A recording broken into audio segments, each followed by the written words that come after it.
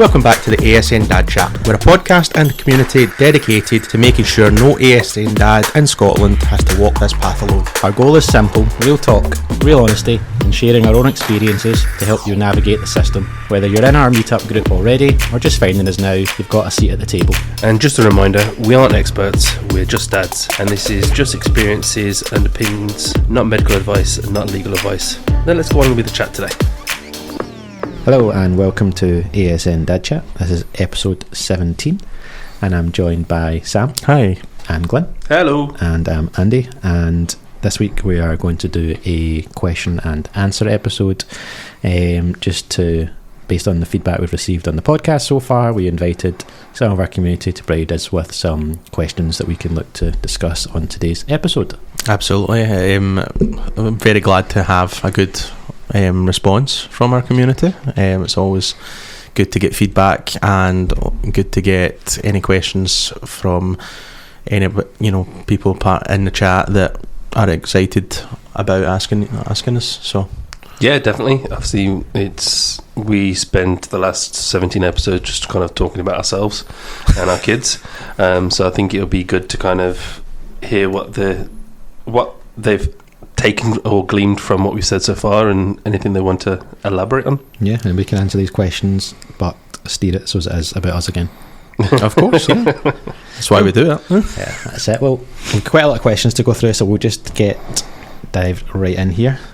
So one of the first questions that we had sent in was, how did your wider family and friends react to your child's diagnosis?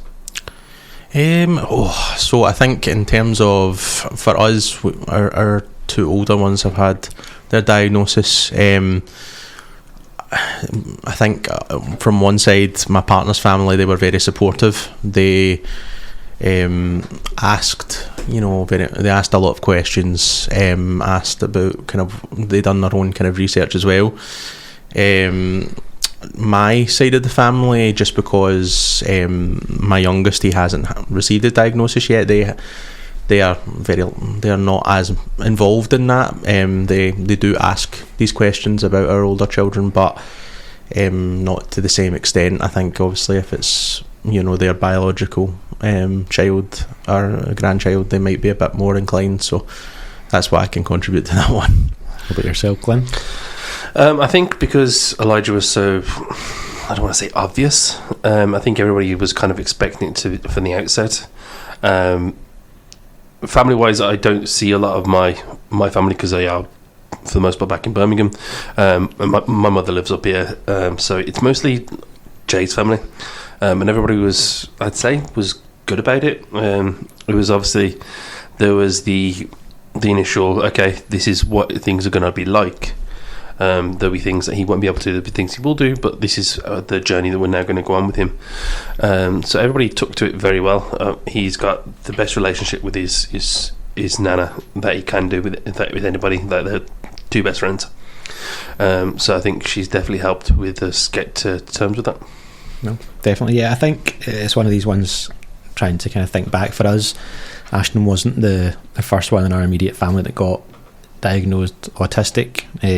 My niece Mila had already been diagnosed autistic, so it's not something that was new to the family. So once we did, as the rest of us as well, got the final diagnosis, there was already obviously a pathway there that had clearly indicated that he was autistic by that point. So yeah, I think in terms of family, there was support there.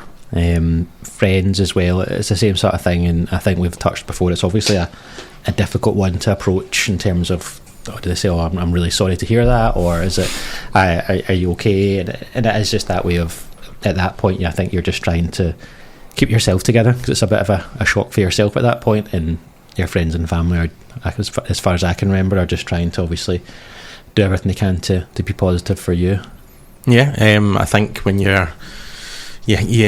especially when you have your children, you envision, just naturally you envision what their life's going to look like. You envision every little thing, being sociable, being in, employment, for example, or, a certain way of life that you picture in your head. And when that does come around, that diagnosis, it does kind of throw you a wee bit, and it makes you reevaluate. And I think it really depends on, you know, your family and your friends, how they perceive it. You know, I know certainly some family members on kind of both sides of our family that are really, you know, open-minded in that sense, that, you know, they take on any sort of feedback that we give of how our children respond, etc., and they take it on. Whereas there are, you know, as you know, as not as you want to talk about it, but there are people out there that don't understand that, and they kind of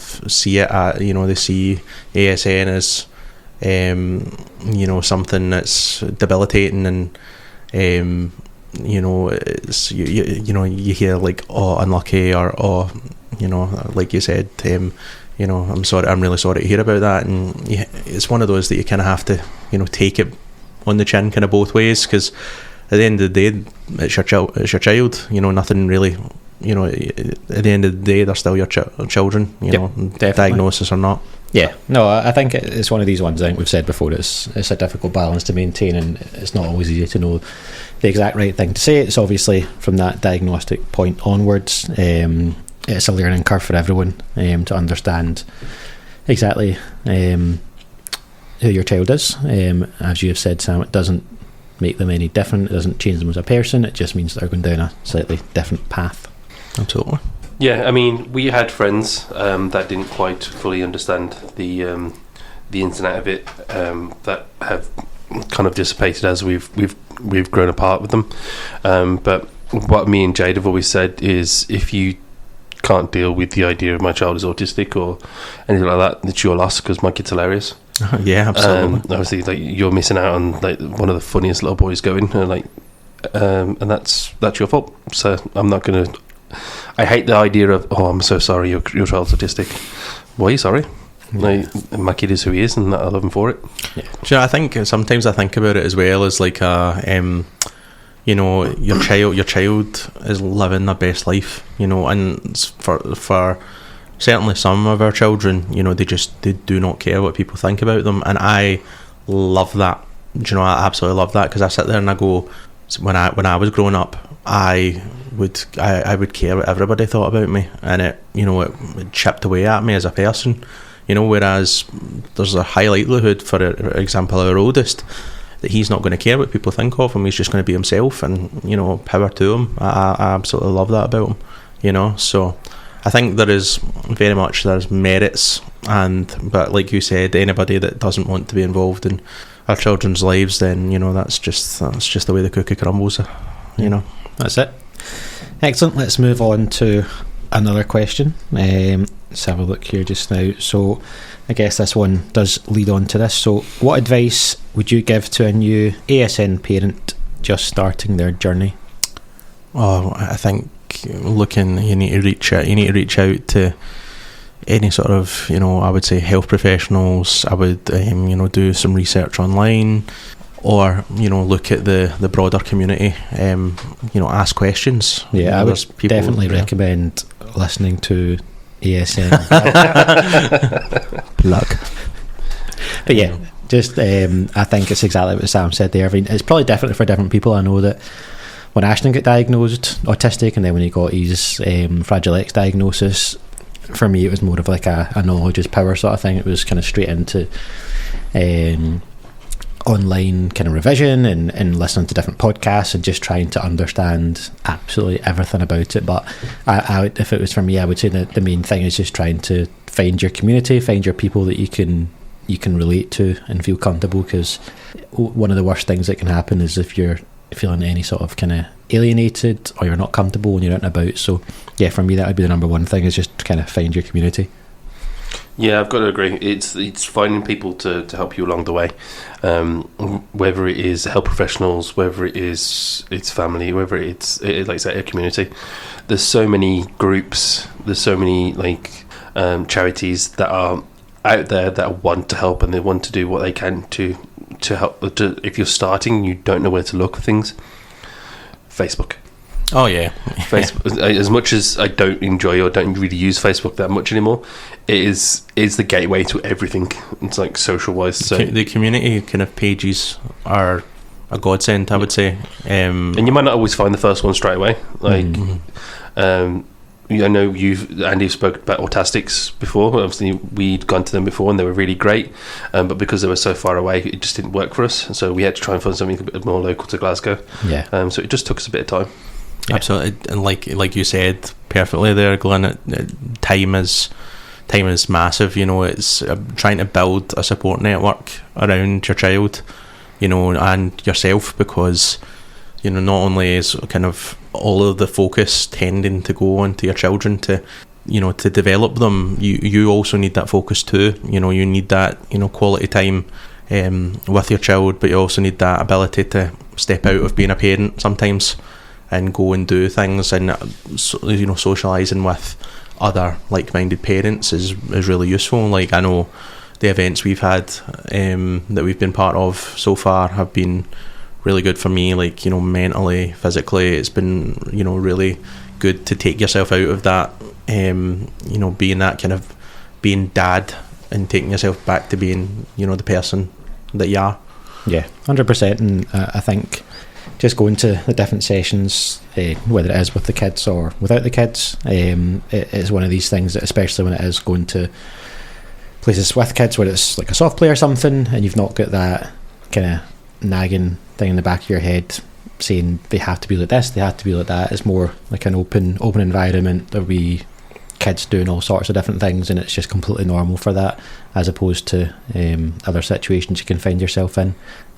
The other piece of advice that we were told kind of early on, me and Cheryl, was to make things a lot easier, is from now on you need to make sure that you fit into your child's life, as opposed to try to get him to kind of shoehorn into yours. Is definitely something I would highlight as well.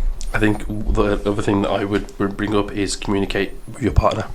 Oh, yeah. You need to be open and honest about your feelings, about how things are going for you. Like, there's days where me and Jade will just be like, we'll just say to each other, like, we're burnt out.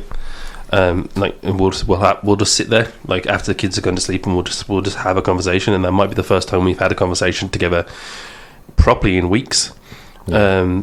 But sometimes you just need to air out and have an actual time for you and your partner to talk, and don't let it fester. Just have that conversation, get things out, so that you can move on. You can do the best for the kids, but you also need to do the best for you as people too. Yeah, I think me and my partner, we are both incredibly stubborn. So when we have disagreements, which, you know, it's completely natural, or, you know, we are, you know, with 3 children at home and two dogs, you know, the house is very full, you can kind of feel like you're, you know, cramped, and you do kind of clash occasionally. For us, we have a kind of system right now where we, if we are struggling, we don't kind of just turn around and say things right off the top of our head. We take maybe 5-10 minutes, we go sit in the kitchen or get, you know, and then once the kids are all sorted, we come back and we speak about it, and half the time it's, you know, you done this, it made me feel this way, I just want to see your perspective on why that's what happened. And, you know, most of the time it's me, in all honesty. But it'll be, you know, I'll turn around and go, listen, you know, I was dealing with all 3 kids at the same time, I was getting peppered with questions, I had to change nappies, I had to do this, that was the last thing that was on my head, I didn't think about it that way, I do apologise, I'll think about it moving forward. And that kind of works for us. But like you said, it is very, you know, open communication. It's so important to communicate your feelings, especially when you are, you know, co-parenting a child with additional support needs. Yeah, I think it's important to kind of take yourself out of the situation sometimes, because just day-to-day life can be a very, very stressful environment. So yeah, definitely want to make sure that the communication between yourself and your partner is one of the main things that you focus on. This one here is quite specific, but we can have a chat through this one. When going on holiday, how does your ASN child do going through the metal detectors? How do you manage to keep them calm, as they had a situation where their child bit the person that was trying to pat them down? I shouldn't laugh at that. If you will go back to our holiday podcast episode, we were linked below. No. Oh God, I haven't been in that situation, I'll be honest. It is a very specific time frame. I said on the holiday podcast that I've never been abroad with Elijah, so we've never had the option for a metal detector incident. But if I was put in that situation, it'd just be a case of trying to keep the child as calm as possible. I think open dialogue as well with the people you're dealing with is key from the beginning. And being like, listen, this is so, this is my child. They don't like, maybe physical altercation or anything like that. Just be mindful of that, otherwise you're going to get bitten. So yeah, I think obviously I touched on it on the holiday episode. We've travelled quite a few times with Ashton, and it is one of these things that we have found has got better the more that we've travelled with him. There has been issues, but I would say now that it's one of the kind of few times that we still use Ashton's buggy would be in the airport. It just kind of keeps him secure. We make sure that we've got a tablet for him to watch kind of before going into the metal detector, pass another one through. Either myself or Cheryl head to the metal detector, and it means that one's waiting on the other side. And usually what would happen is they would just pat him down once and keep him in the pram. He doesn't have to actually come out. I know that obviously doesn't eliminate things in terms of having the kind of security personnel kind of patting you down, but it's something again that Sam said that you can discuss this with the special assistant staff, whether it is a mock kind of run through that you do prior to travelling. You can explain, like, my child doesn't like being approached, doesn't like kind of being touched. Is there any sort of things that we can do to make this easier and quicker?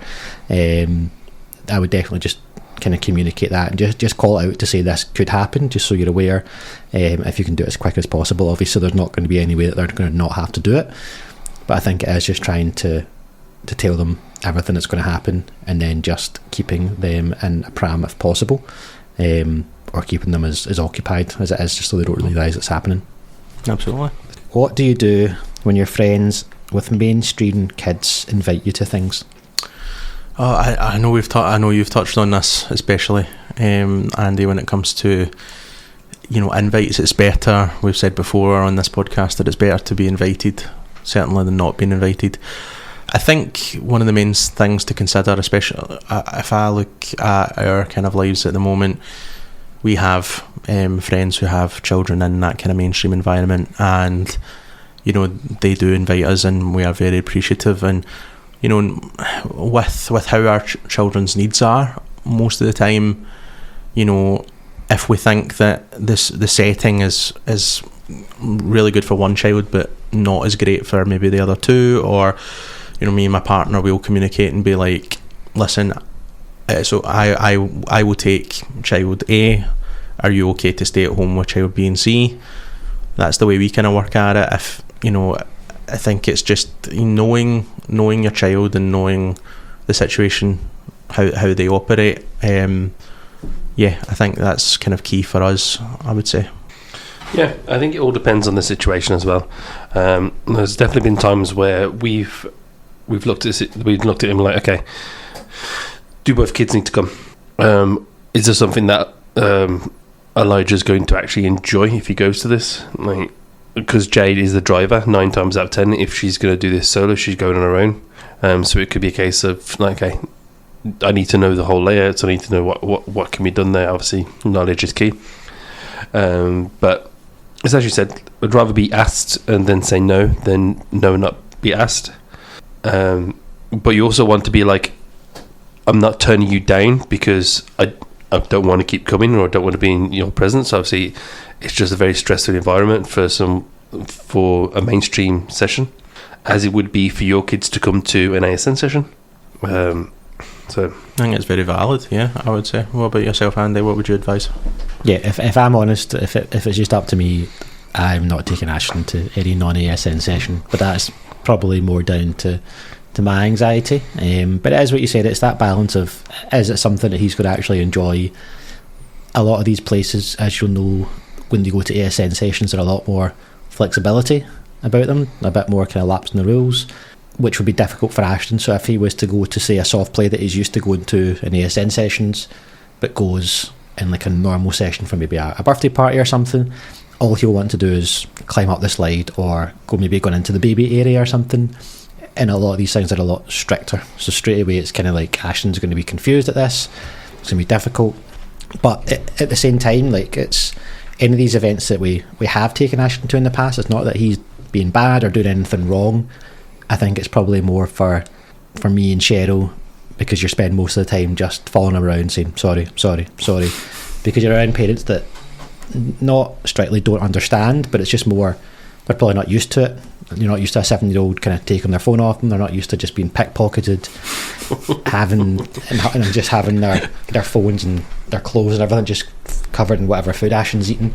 And 9 times out of 10, everyone is lovely and say it's fine, absolutely fine. But at the same time, you're worried because obviously with Ashton's obsession just now, he could easily drop someone's phone. He could do all these sort of things. So I think it's more, there's as much anxiety on us as opposed to Ashton specifically doing anything wrong. It is that balance of, he has a bit of like a bull in a china shop, but it's fine in an environment where people are used to that.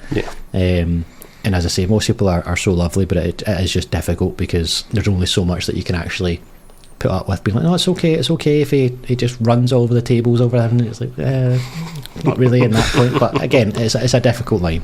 I think if you're not experienced in the sense of having your child in said situations, there is nothing wrong with erring on the side of caution. 100%. I think if you are kind of in between it, or you haven't experienced that, and you do have maybe additional family members who can come along and, you know, make it maybe a 2-to-1 ratio on your child, I would, you know, I think personally I would say, you know, give it a shot. You know, I don't think, you know, I would never say never in those scenarios, but I think I think you know, I think it like you said, a lot of the anxiety comes from, you know, knowing your child and knowing the situation, you know, knowing how it's going to be, and if that doesn't suit your child, then, you know, I think you're just going to have to kind of politely decline.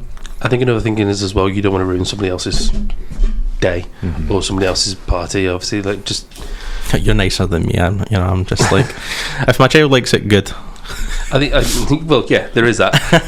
But it's also, you're like, you've been invited to somebody's party, you've been invited to somebody's like gathering or whatever, and if you already know that your kid's not having a great day, you know this could potentially end up being a disaster. You might end up being there 10 minutes and all you've done is shout and run after them.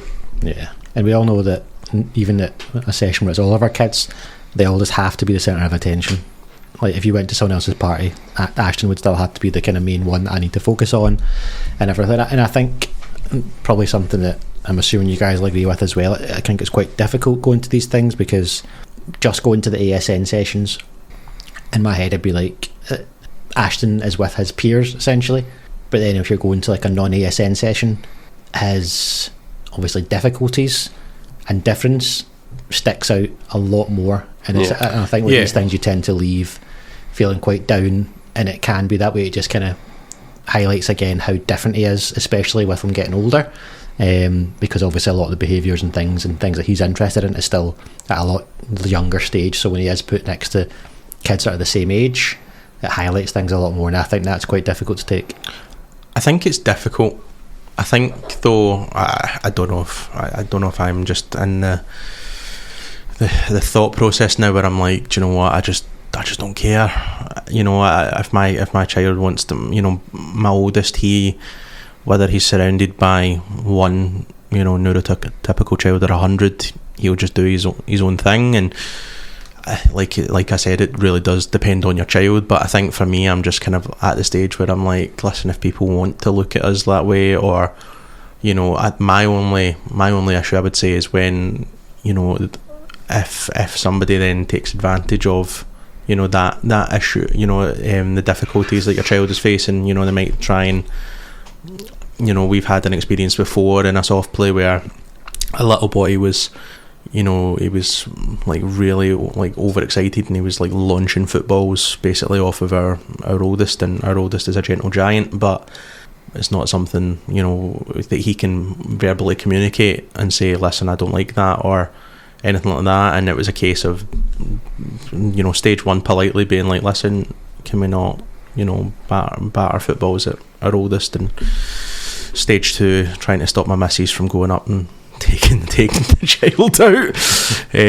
So no, but in all seriousness, it can be difficult, and especially if your child is struggling in a mainstream environment, it's really important to, like you said before, Andy, find these ASN sessions and find a better environment for your child to go and be themselves in. So I think any kind of mainstream session we've been to, especially as of late, our eyes are solely on our oldest. We risk assess. We make sure that the place that we're going to has like maybe one exit, or if it has multiple exits, we try and bring along extra family members just to almost do like gate to gate security to keep our child in. Get somebody with the SIA badge on the door.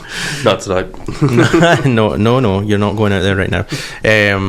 But yeah, I think that's our kind of thought process. So, but it's a good question, to be fair. That's a very good question. Definitely. Okay, we'll move on to the next question. Let's have a look.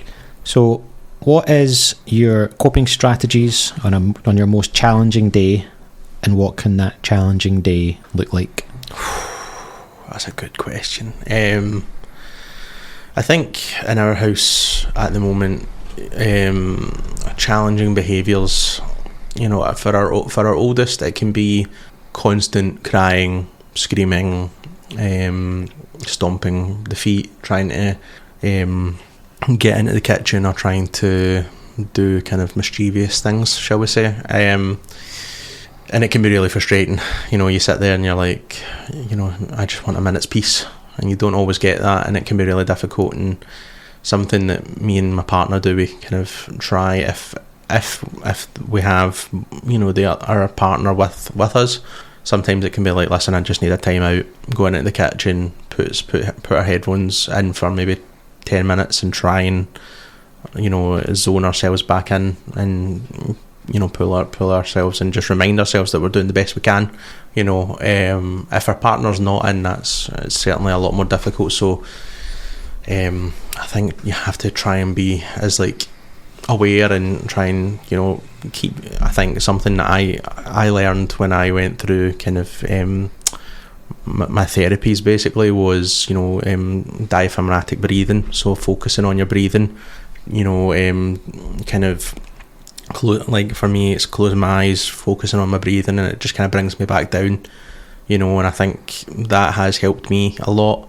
But you just have to kind of remind yourself that with your children acting up, there's a reason for it, and you have to almost act like a detective to find out what it is. But that's the role that you're in. So I think it's just utilising support when you've got it.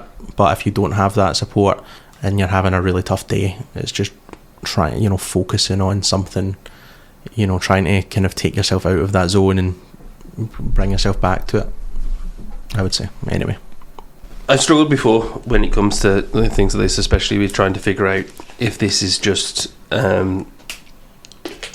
Elijah just being like a young boy, or this is just him being some sort of need that he just can't quite communicate.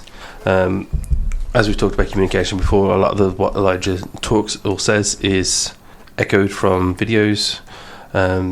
He struggles with his object permanence quite a bit.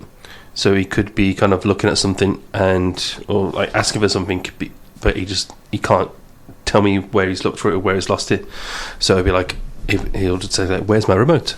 I says, I don't know, buddy, where did you have it last? He goes, over there. But he doesn't point in any direction or anything.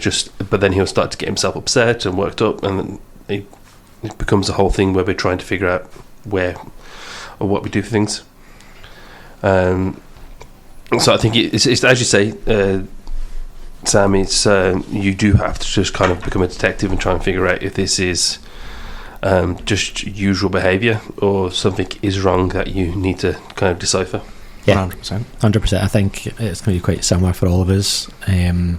With Ashton, you can sometimes find it's He can go through a period where he's just completely dysregulated. He goes through what me and Cheryl's kind of find. He'll go through kind of periods where he's very engaging, he'll have lots of interests, and then he can just automatically switch for a large period of time, kind of weeks, months, where it just seems totally kind of disinterested. He'll just be hyper obsessed with one specific thing, whether it's watching a specific thing on YouTube or a very specific toy, and it just feels like you can't connect with him. When that happens, it's almost as if he's kind of not able to kind of get across what he's looking for, because he's so enveloped in what he's interested in. So it's almost like there's a lot more meltdowns, and that can then lead to kind of head banging and just kind of constant almost tantrums or meltdowns kind of throughout the day, where he's either constantly looking to eat something, any sort of travel, so try to go to any of these sessions is just a complete fight, and it can be really, really draining. It's almost that way where you don't really know what the kind of happy medium is between the two of you to try and help him to go and see something. I think that's something that's really difficult, but I think between me and Cheryl, we definitely work as a good team. We're good at giving each other a break, because we both know that if we're both massively stressed and tired, we're not going to be the kind of best versions of ourselves. We're both very good at letting the other one go out when they can, whether it's Cheryl going to the gym or myself going out for not going to the gym. But I think it is just so important that we do help each other, and we're both very honest with each other when it does get too much. And I think that just kind of ties in with what we said before of just kind of keeping that communication open, because it is very difficult, and it is ever changing.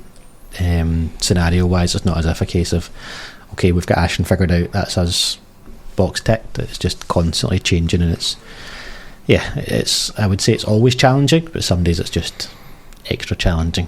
Yeah, absolutely. I think there's so many different coping strategies. I know we've talked about it before, about meltdowns and trying to return our children to baseline, and it can be really difficult. I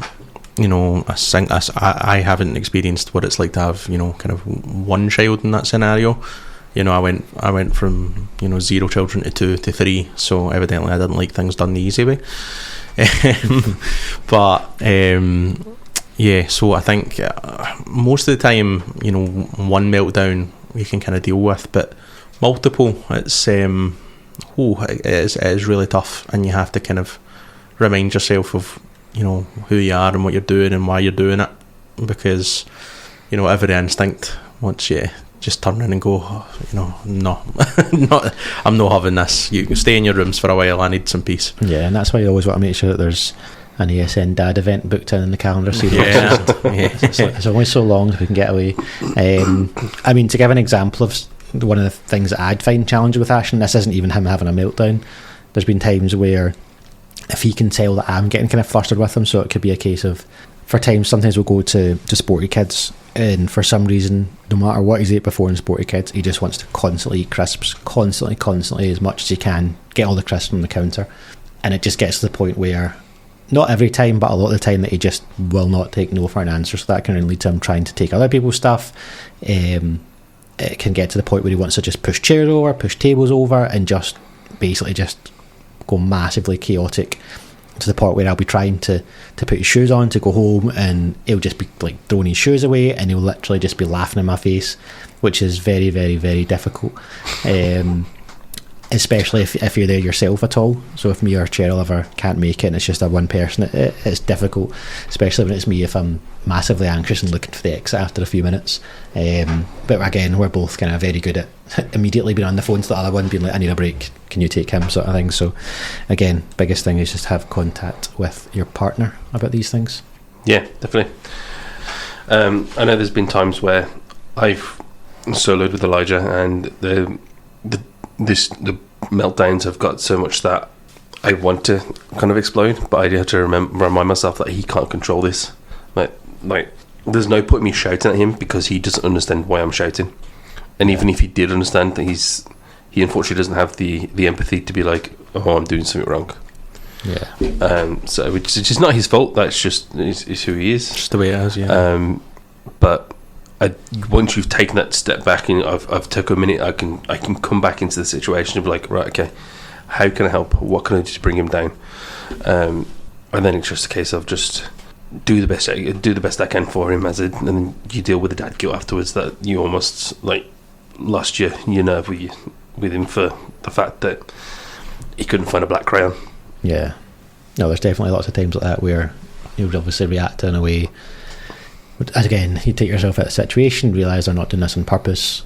They're obviously doing very well with the kind of situation they find themselves in.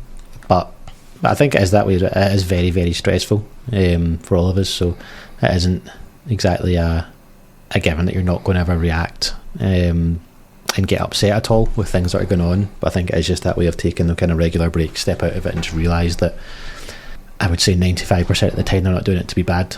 Yeah, I think finding an outlet as well is very important. Finding ways when you are like kind of away from your children, having like maybe hobbies or something, a pathway to deal with it. I know for me, I go really into kind of like my kind of gaming.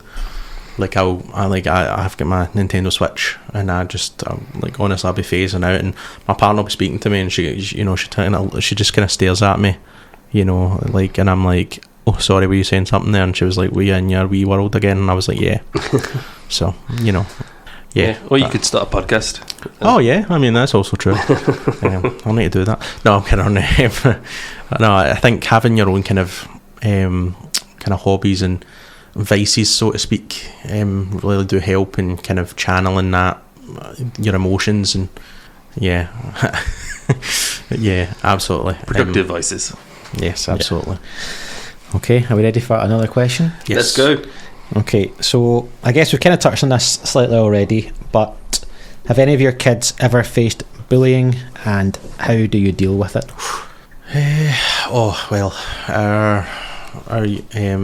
Our daughter, she moved school at the end of at the start of last year, so she's now coming up to our first kind of full year in her new school, and she's thriving really well. She's doing great. She has had a few instances of a particular child kind of I would say taking advantage of.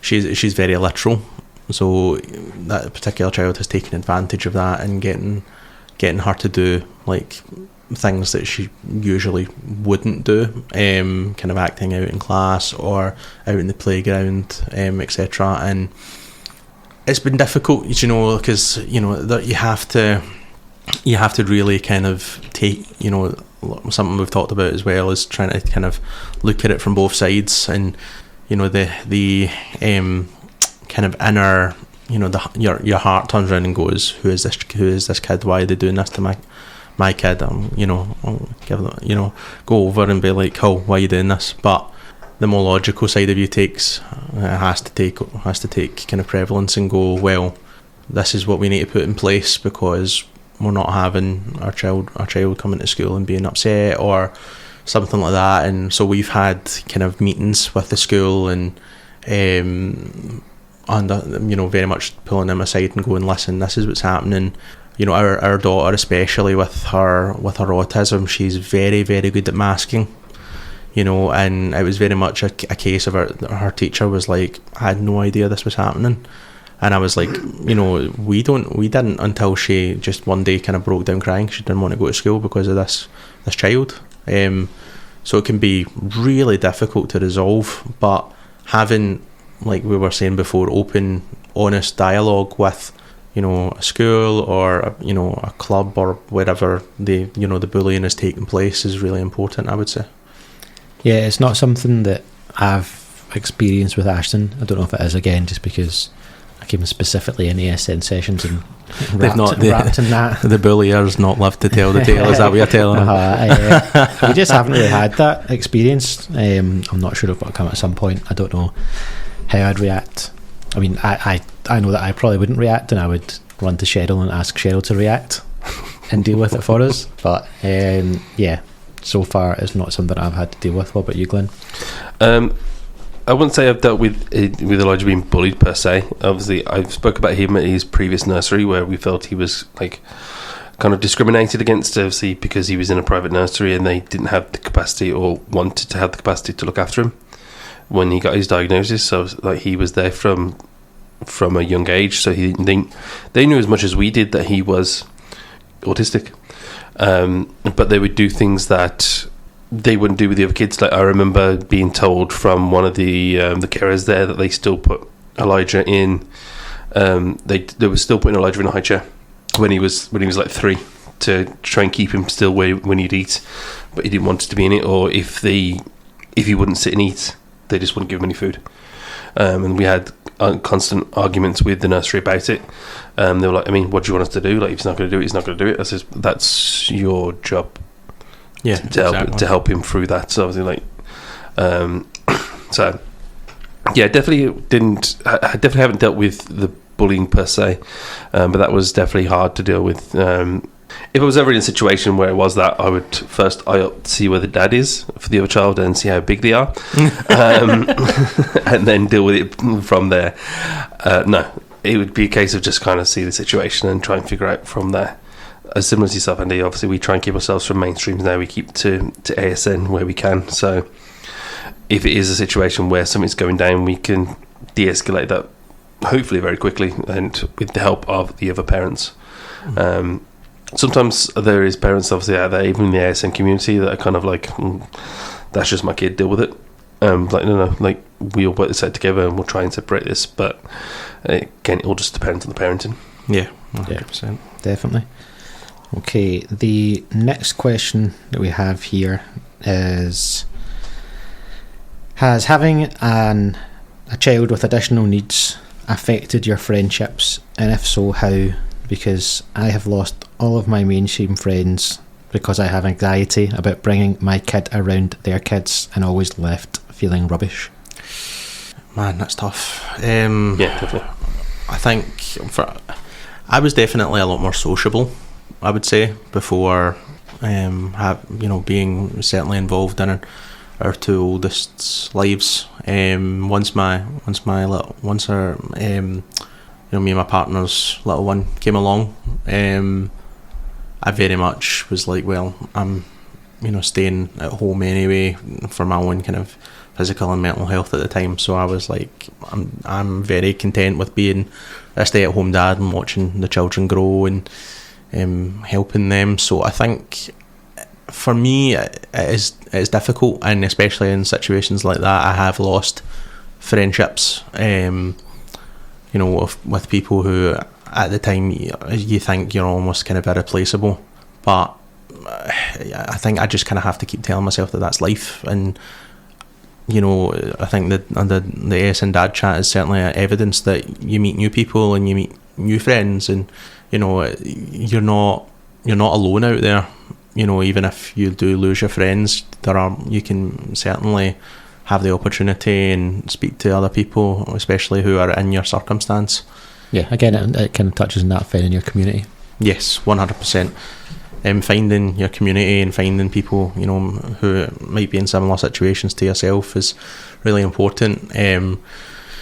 I'm sure there are people out there whose friendships have grown stronger, and people tend to can certainly bond over having children with additional support needs. So I really hope that there is examples of that out there. I haven't had that per se so far. Yeah, definitely. And I wouldn't say it's affected any of my friendships, and I would say that if I would probably say that if Ashton was neurotypical, then there would likely be more opportunity to go out for obviously kind of play dates and things with the kids. I'd say that's probably the only thing that I'd be missing out on just now.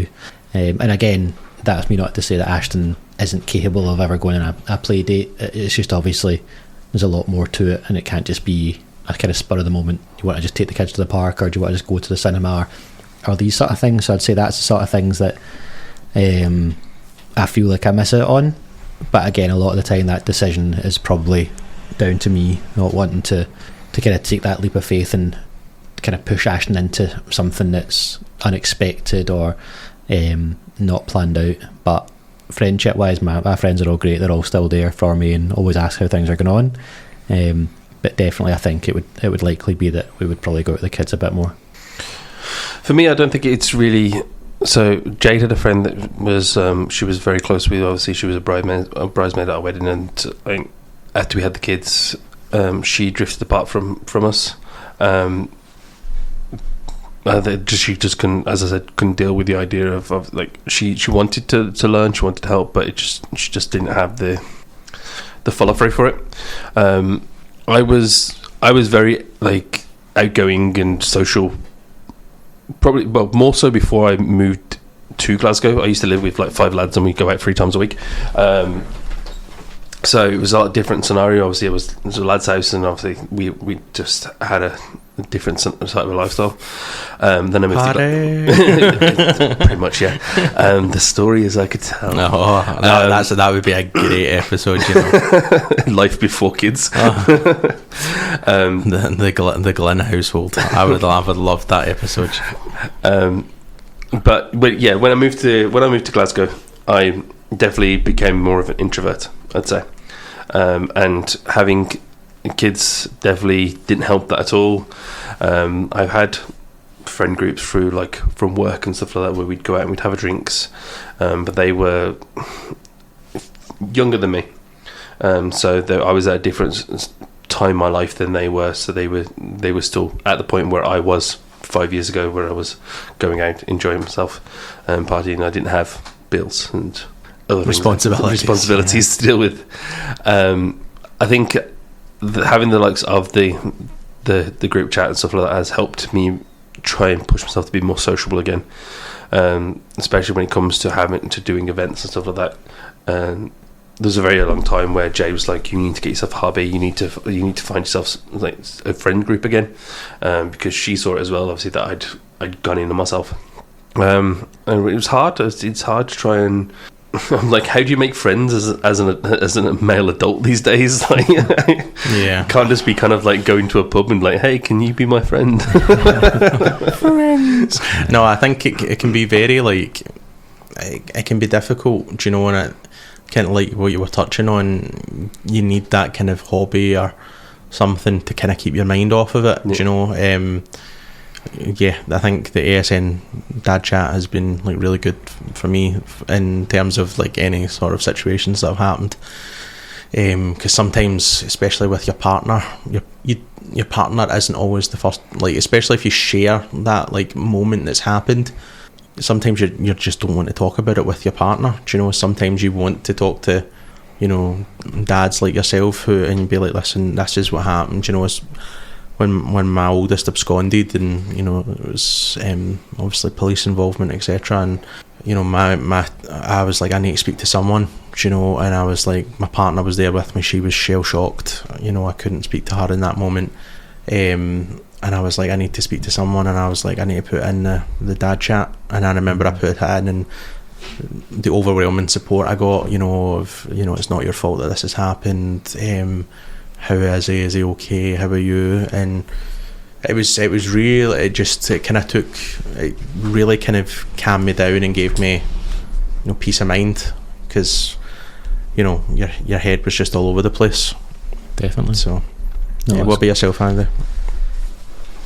Yeah, I think just obviously touching what Glyn said there, with regards to obviously coming out of himself a bit, is good, because I'd seen Glyn at lots of different ASN sessions, but it wasn't until we had this podcast I heard his voice, which was good. So it was surprising. I was expecting more of a Scottish twang with a ginger beard and ginger hair, but no, it's good that we find it difficult to get him to stop talking now, but luckily I've got the mute button. Yeah.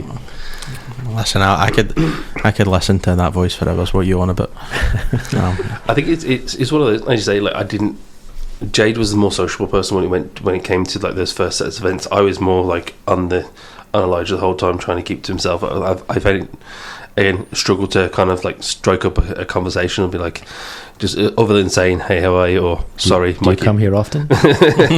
Sorry, my kids just trampled all over yours.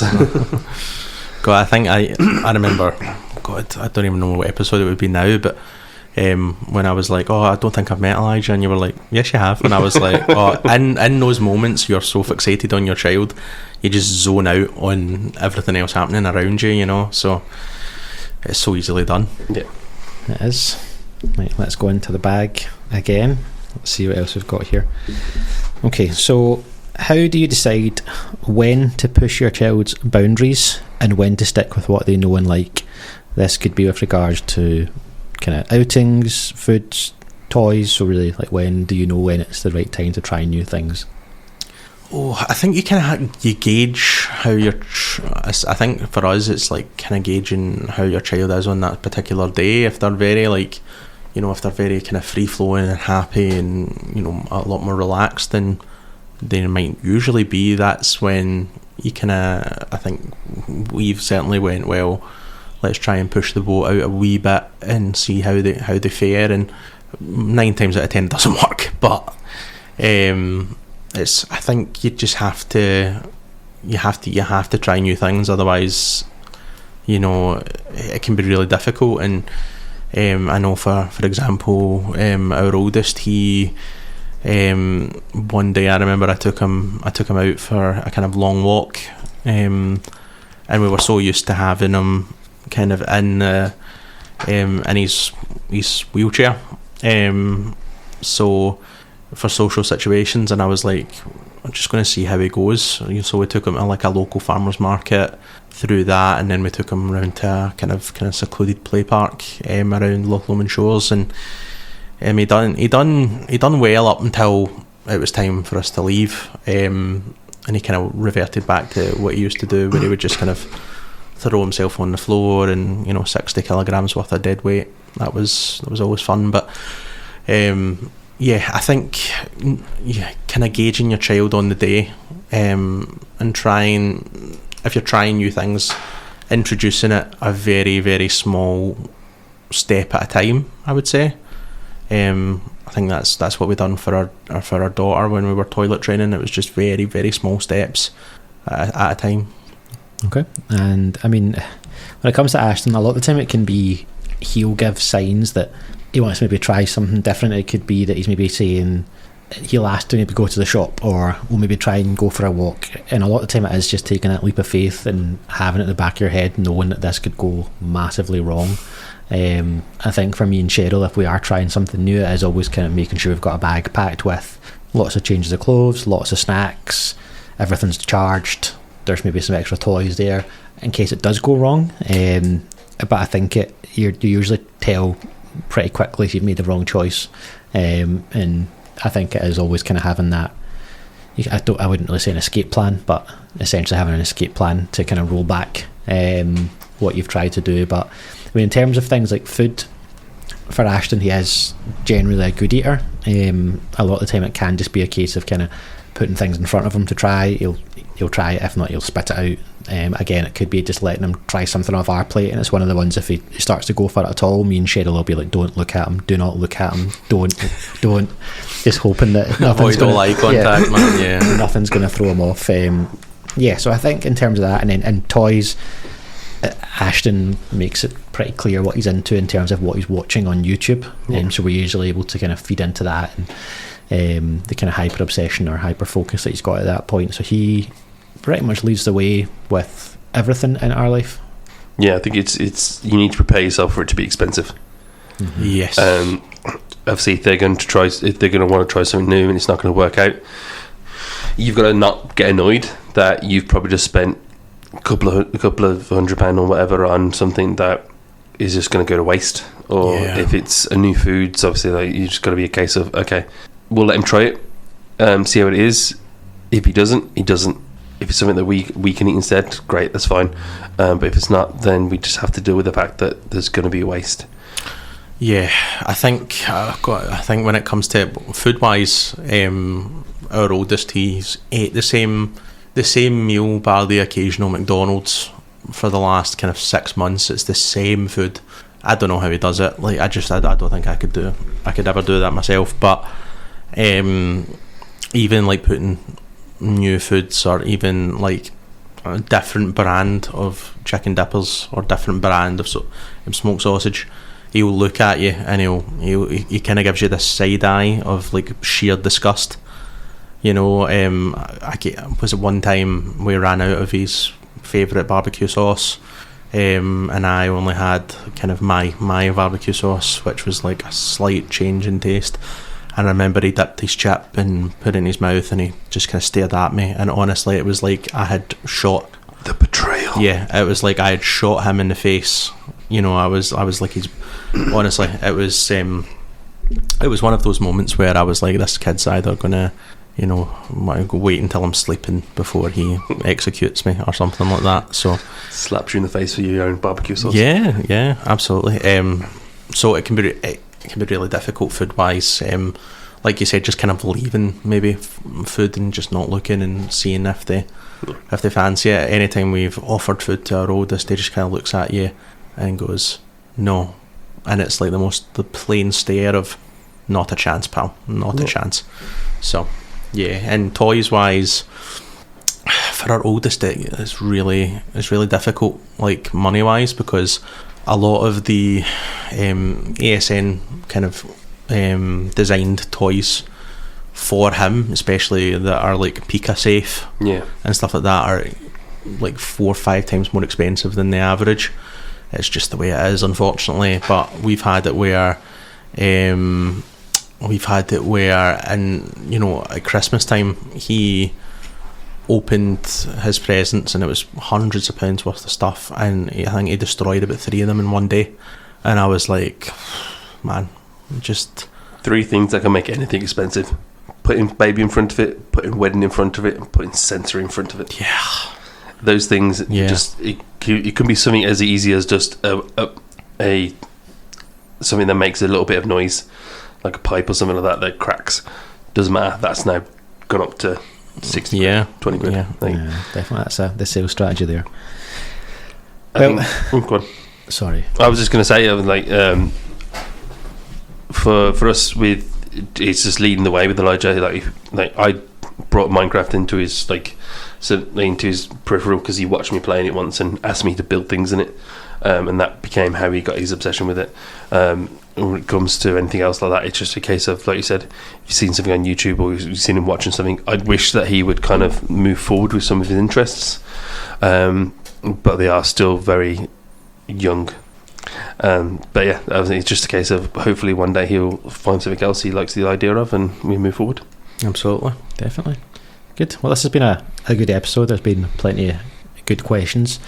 We couldn't get through them all, so maybe we'll look to go back to them in a future episode. But we got to that point today where we like to give a call out to a particular place that we've enjoyed taking our children, and the one we're looking to call out today is Tumble Time Gymnastics, which is in Bells Hill. They run ASN sessions every Sunday from 11 to 12, but they do need to be booked in advance. I know that you experienced this at the weekend, Glyn, didn't you? Yeah, we've just gone the last couple of weekends. It was sort of brand new to us. A couple of the mums had spoken to Jade about it, and it's been really good. It's a fairly simple setup, but Elijah's really enjoyed it, and it's good to have somewhere that like Noah can get into as well. Obviously, like Noah's still fairly young, but he can just go and wander and have a run around on the inflatables or just bounce. Sorry, it's definitely something that is brand new for us. That it's be key for us going forward. Our usual horn air frill has been something we've had to slow down with now because Noah's too young to go onto it. We've got another year before he can go onto any of the his aged inflatables. So it'd be a case of Jade having to sit at the table with Noah, and Noah now wants to just run around the whole time. So we can't spend an hour of her or me just staying in one place. So this has now probably become a new staple for us. Yeah, and it's good the fact as well it's a pretty decent time, 11 o'clock. Usually you get things a lot earlier than that. Yeah, gives the kids a chance to wake up as well, you know, and kind of soft start their day. Definitely. It's good the fact that it's open plan and everything. It's as Glyn said, there's a small bouncy castle, there's lots of different kind of equipment, there's some swings that they can just kind of express themselves and burn off a lot of that energy. So again, yeah, that is Tumble Time Gymnastics in Bells Hill. I'm sure you can find them on Instagram to get some more information. Yeah, and I think we'll wrap up there for this week. Thank you to everyone who has been listening this week. Thanks to Sam and to Glyn again. Thank you. Thank you. Right, bye everyone. Bye. Thanks for listening. If you want to get involved or get in touch with us, you can find us on Facebook or Instagram under ASN Dad Chat.